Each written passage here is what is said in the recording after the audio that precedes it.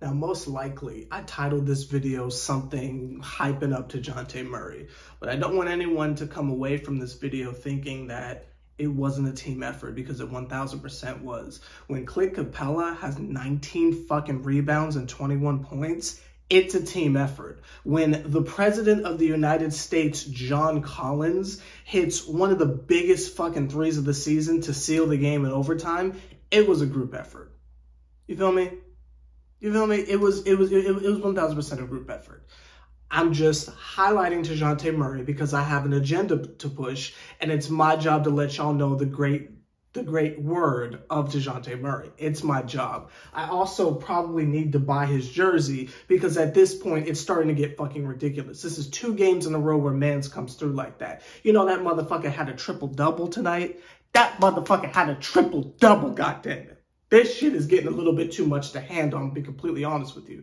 But welcome back to Hoodie Fish. It's the Kid Sever the Bond. It was another late night because the Nets played on the same day as the Hawks. So when that happens, it's always a fucking clusterfuck of how it is I'm gonna get these videos out. But that's neither here nor there. We're doing the Hawks one first for a change. So let's go ahead and get that out the way. We're going to skip the entire beginning of the game because fuck the beginning of the game. We're going to go right to the fourth quarter, and specifically the end of the fourth quarter, and cover overtime, because those are the moments to me that mean the most. Otherwise, we'd just be here for 20 minutes with me going on about basically nothing. So the game could have ended in a way that I feel like games have ended in the past. Trae Young has the ball, right? He's dribbling around the top of the arc, doing his shit, right? Pulls from half court, misses the fuck out the shot. We're trying to win the goddamn game, right? Misses the fuck out of the shot. We're down by 2. This nigga just pulls from half court with goggles on, right? Like he's fucking scuba diving. This nigga pulls for 3 with goggles on, bricks the fuck out the shot. Somebody gets the rebound. I can't remember who it was.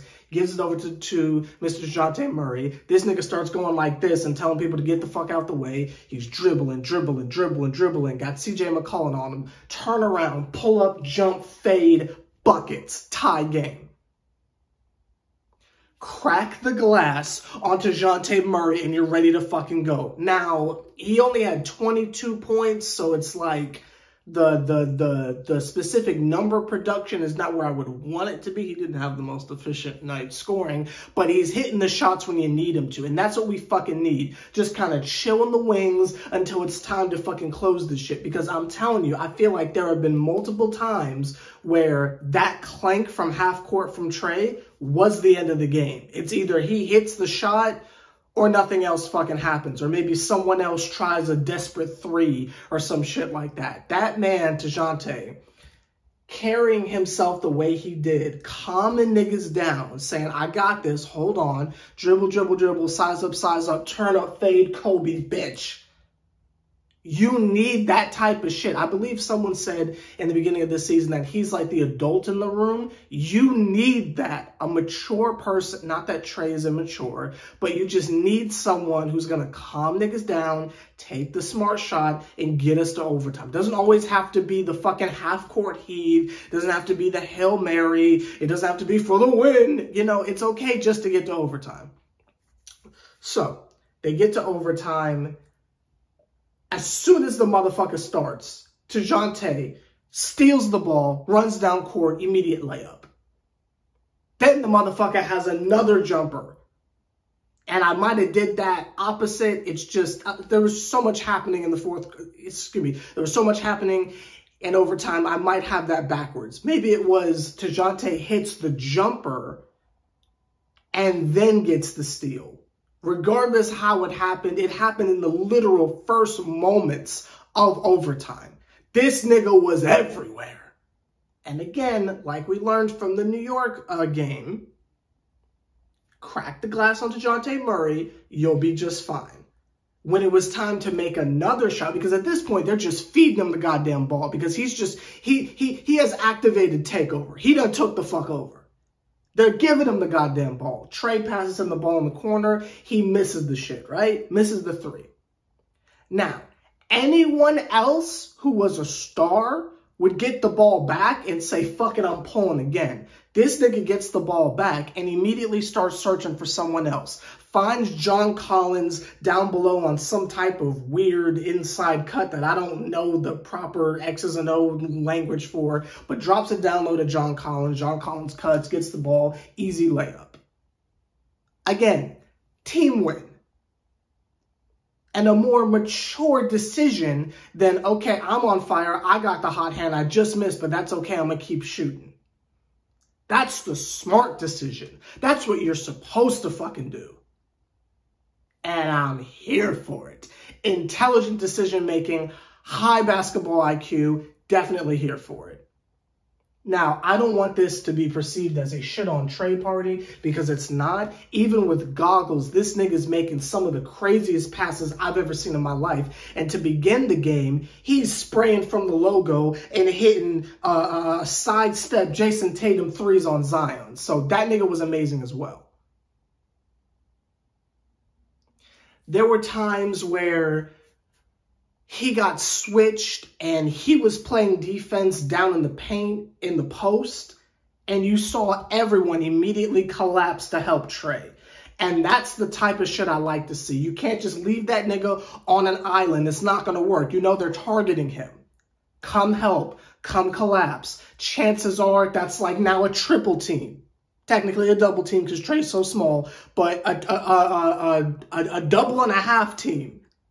That they're not going to pass the ball out of that. The situation handles itself. You get a steal, keep it moving. We already talked about the John Collins 3, but I'll tell you again if you want to. I'll tell you again if you want to. That motherfucking Trae Young comes down court. It was really back and forth in overtime. Not so much that we ever lost the lead. It's just the Pelicans weren't going the fuck away, and it was really, really close for no reason at all. Partially because I think the refs were trying. They were trying their damnedest to get us to lose the game. You saw fucking Scott Foster was out there, but that's not there. I can't get fined, so I can say whatever the fuck I want. Them goddamn refs, they were trying to get us to lose, but it was us versus the refs versus the Pelicans. So it was 2-on-1, but we still fucking pulled it out, but that's neither here nor there.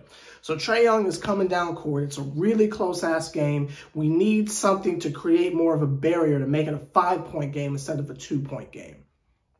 Trae's looking around, surveying the area, him and his goggles, trying to figure out what the fuck are we going to do. Then he does this little like 1-2 shuffle, and I'm like, this nigga's either about to pull or travel, one of the two. I don't know which one it is, but he just slingshots that shit over to the side. No, how did it happen? Was he up top or did he go in? I know he went in and caught a couple lobs to Clint Capella, but I'm trying to remember how did he get the John Collins one? Well, however he did it, he either ran into the paint and they collapsed on him, or he was up top and just slung it over to the side. One of the two. I can't remember the specifics of it, but this man slings it over to John Collins. John Collins is wide the fuck open. Hasn't hit a shot. Well, hasn't hit a 3 in a minute consistently. This nigga's got all the pressure in the world, but still says, like, fuck it. Pulls that shit, all net, corner 3, 5-point game. Dejounte Murray also hit some clutch-ass free throws as well with seemingly no pressure on him whatsoever. I mean, there was hella pressure. They were at home in overtime, you know, games on the fucking line. No pressure, just ice the shit. 1-2. Next.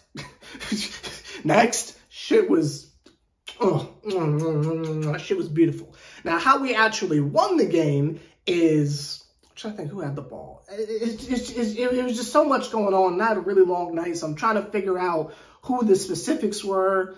I know there was a lot of layup smoking, so much so that the smoke detectors went off and it actually flooded the State Farm Arena because there was so much smoke from them smoking layups. That didn't happen, but they definitely were smoking the fuck out of layups.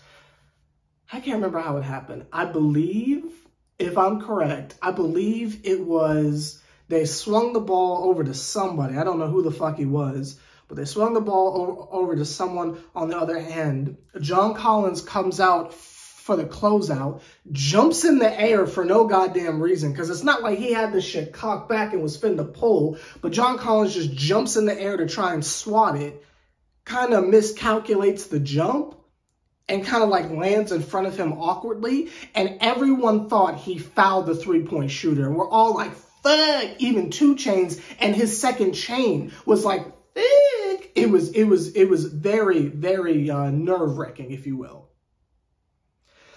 But what the ref said happened, which I think maybe they were just giving us a call back, because John fouled the fuck out this dude, but that's neither here nor there. They called out of bounds. So they said homie had the ball out of bounds. I guess maybe he saw John Collins coming and took a step back. No ski mask X. I don't know. But they said it was out of bounds.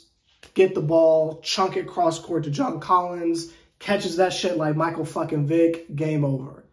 And we survive overtime. It was one of the best team games I've ever seen in my life. If you thought the goddamn Knicks game was good, which had a comeback, so maybe that made it a little cooler, but just from the standpoint of team basketball and beautiful fucking defense, I gotta give it to this game. I can't exactly weigh which one I like more, because a comeback against the Knicks is mwah. But then team ball with defense and blocks and heroics and agendas being pushed. It's a tough one. I'll leave it up to y'all in the comments which one you thought was the better game. Regardless, we won and we beat the fucking Pelicans. That is a big deal. All the niggas were healthy. You had John Collins on Zion the whole night. Nigga didn't foul out. Incredible game. Incredible win. We need that shit. Now let's see what our next game is. I know it's on Monday. I just don't know who it's against. It's going to be Monday. Fuck, it's against the Bucks. The Bucks haven't lost yet. They are 9-0, but we are 6-3, so yeah. I guess 6-4 won't look so bad. We're going to try our best, goddammit. But coming off of these 2 games, regardless what happens on Monday, I am perfectly fine with it. And that's going to be another long night for me, because them niggas both play on the same day, and it's both late nights, but I will get the video to you eventually. Let me know your favorite part of yesterday's game. And I'm Seven the Bond. You're on Hoodie Fish. I'll see you motherfuckers later.